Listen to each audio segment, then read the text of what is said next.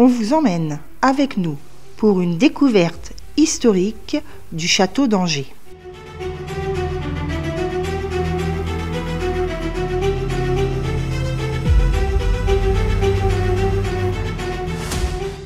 Idéalement situé sur un promontoire qui domine la rivière Maine, quelques kilomètres en amont de sa confluence avec la Loire, le site du château d'Angers a su séduire les bâtisseurs.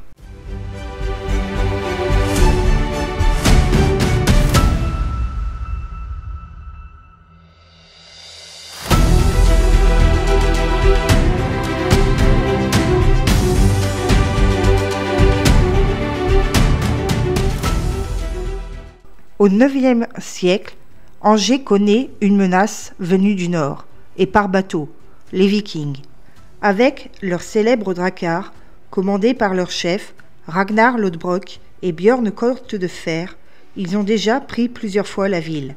Pour leur résister, le roi de France, Charles le Chauve, décide en 851 d'installer un comte sur le promontoire.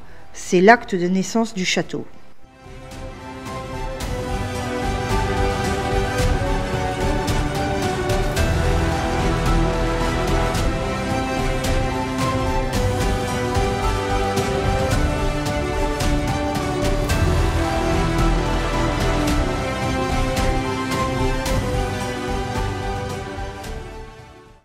Ces représentants du roi vont petit à petit prendre leur indépendance.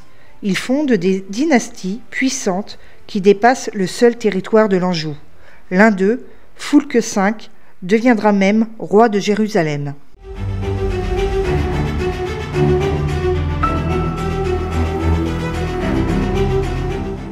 Les Plantagenets sont les derniers des ducs d'Anjou. Par d'heureuses alliances matrimoniales, ils deviennent, au XIIe siècle, rois d'Angleterre. Richard Cœur de Lion et Jean Santerre étaient avant tout des princes angevins. Ces fils de la puissante Aliénor d'Aquitaine régnaient alors sur un territoire s'étendant de l'Écosse aux Pyrénées. Attachés à la région, certains d'entre eux reposent près d'ici, à l'abbaye royale de Fontevraud.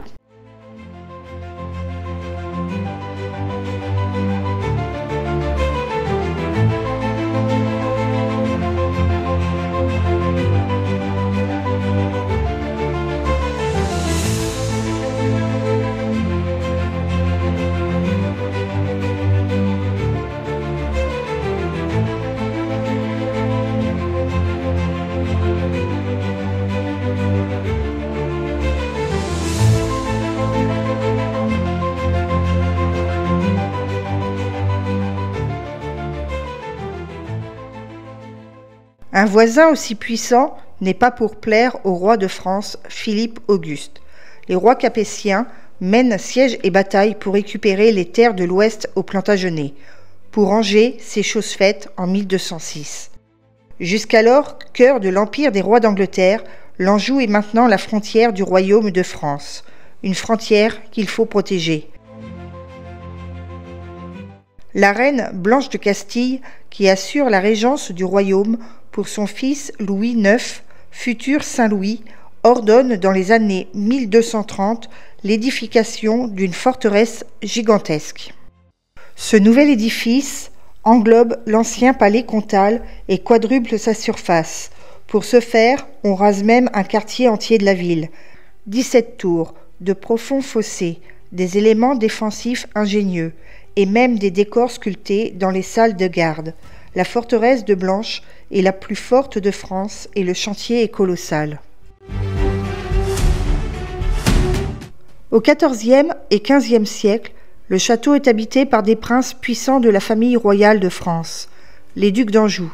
Ils font édifier de splendides bâtiments de style gothique flamboyant au centre du château qu'ils rénovent. Amoureux des arts, ils commandent des œuvres comme la gigantesque tapisserie de l'Apocalypse et installent à Angers une vie de cour florissante.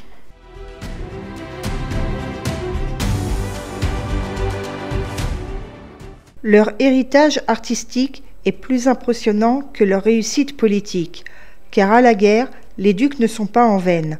Héritiers des royaumes de Naples, de Sicile et de Jérusalem, les Anjou tentent de contrôler ces terres lointaines, mais en vain. Louis Ier y laissera sa vie, le roi René sa fortune. Souvent moins connus que les hommes de leur famille, les duchesses d'Anjou et leurs filles redorent pourtant le blason familial. C'est Yolande d'Aragon, la mère du roi René, qui organise l'épopée de Jeanne d'Arc et met fin à la guerre de Cent Ans en permettant le couronnement de son gendre, le roi Charles VII.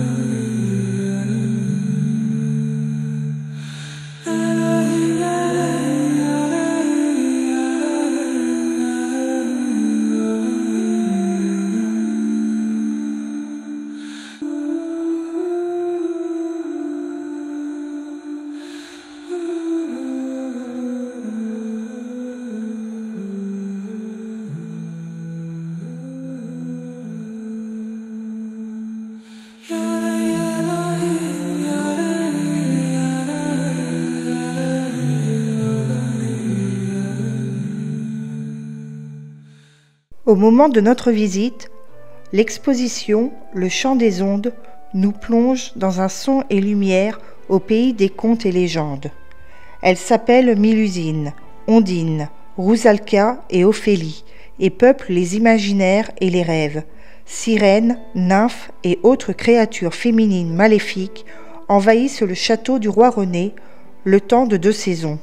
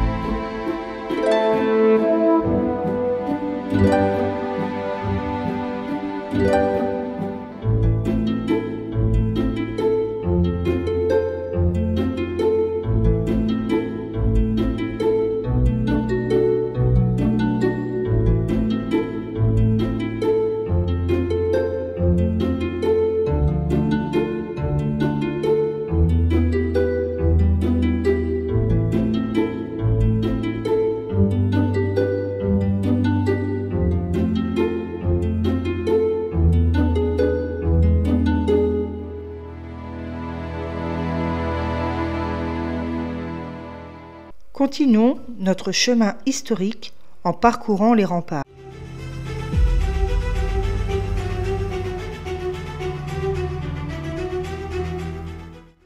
Après le rattachement de l'Anjou à la couronne et le départ du roi René pour la Provence, le château est redevenu simple lieu de garnison royale. Il est, une nouvelle fois, la cible d'attaque à la fin du XVIe siècle. Mais cette fois, l'ennemi est intérieur. Les guerres de religion agitent le royaume et le château est pris 2 fois par les Huguenots, en 1580.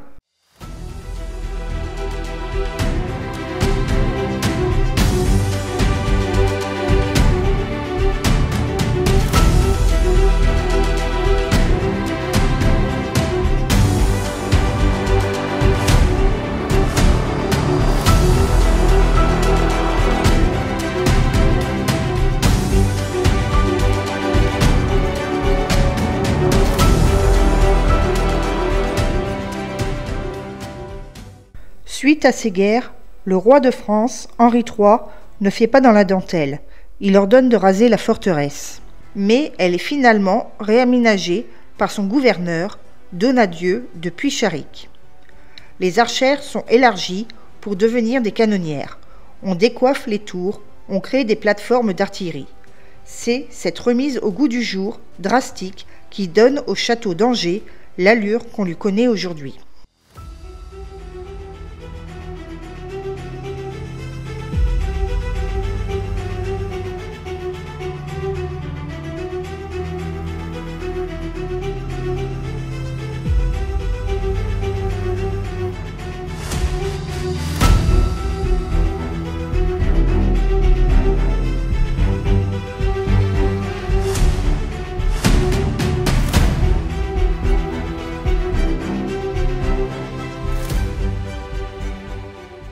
Mis à part une épisodique visite de François Ier en 1518, cette fois, la vie de château, c'est bien fini.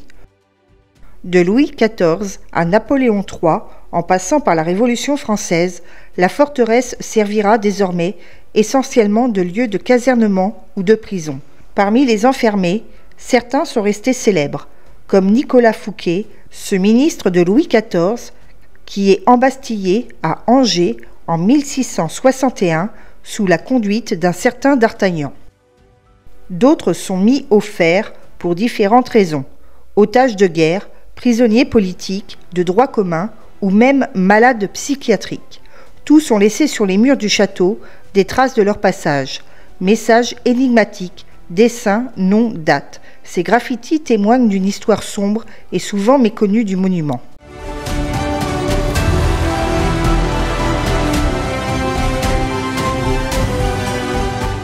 Le château est classé monument historique en 1875, alors qu'il est encore sous autorité de l'armée. Il est décidé en 1936 qu'il sera transféré à l'administration des Beaux-Arts, mais la guerre retarde son ouverture au public.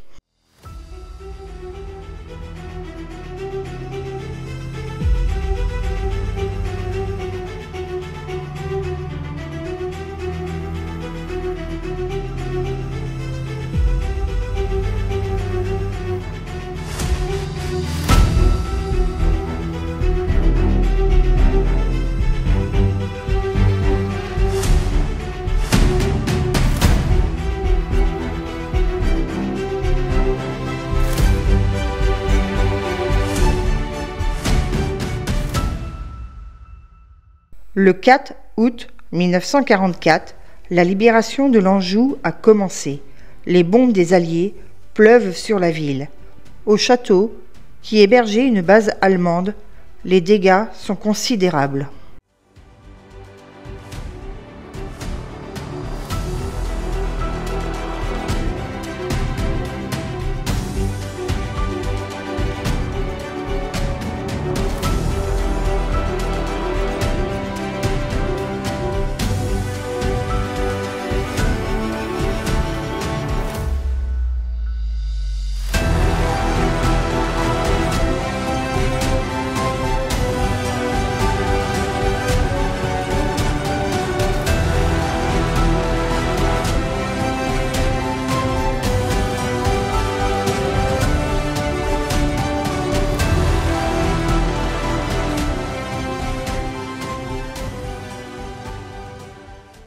Après-guerre, alors, comme partout en France, il faut reconstruire.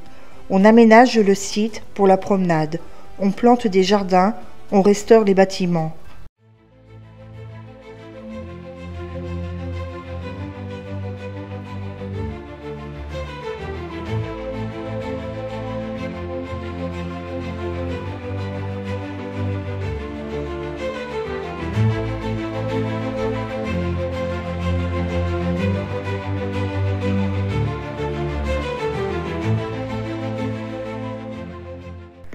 Aujourd'hui, le château d'Angers est un îlot de verdure en plein cœur de la ville. Roseraie, jardin des simples, jardin régulier, jardin d'hortensia. Le végétal est omniprésent. Il rappelle l'histoire du site, mais aussi le terroir angevin, entre vignoble et innovation horticole.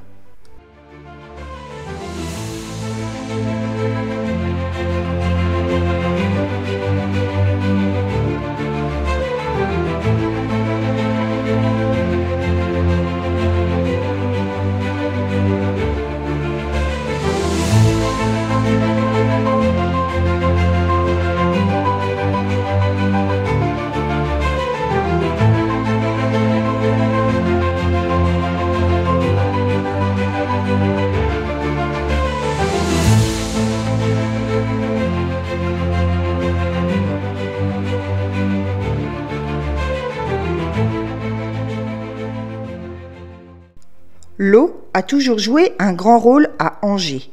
Déjà, au 5e siècle avant Jésus-Christ, les Andes avaient été attirées par ce site remarquable, placé entre deux confluents. En amont, celui de la Sarthe et de la Mayenne, en aval, celui de la Maine et de la Loire. Dans l'intervalle, sur 10 km, coule la Maine, jadis appelée rivière de Méhaine, rivière du milieu, nom qui, prononcé Méhaine en 2 syllabes, a donné Maine. La rivière a façonné l'image de la ville. Les constructions se sont naturellement établies le plus à l'abri possible de ces fréquentes inondations, car en hiver, elles s'enflent comme une mer. Les vastes étendues d'amont et d'aval, submersibles pendant plusieurs mois, sont donc restées vierges de toute construction, des poumons verts pour l'agglomération. Il en résulte un plan si particulier à Angers, en forme de huit ou de cabestan, étranglé à la hauteur de la Maine, par les rives de laquelle il est si rapide de gagner la campagne.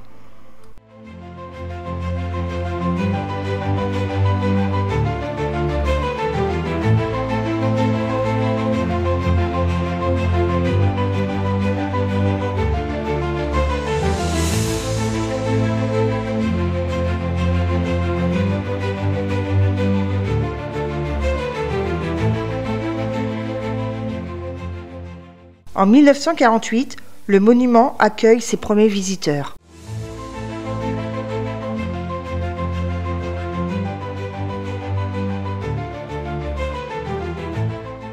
En 1950, commence la construction d'une galerie monumentale. Les visiteurs pourront y découvrir, 6 ans plus tard, la tapisserie de l'Apocalypse, un chef-d'œuvre unique au monde.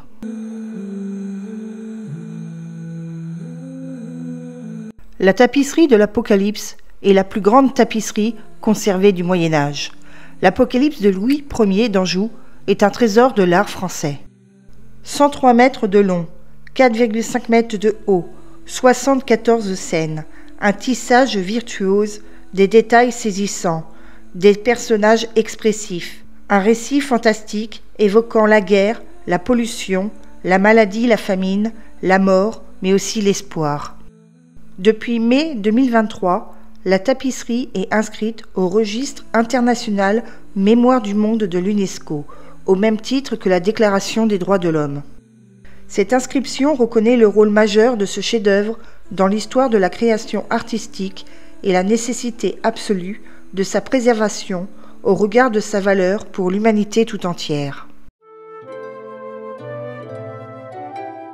Prochainement, sur notre chaîne, vous y découvrirez une vidéo qui lui sera entièrement consacrée.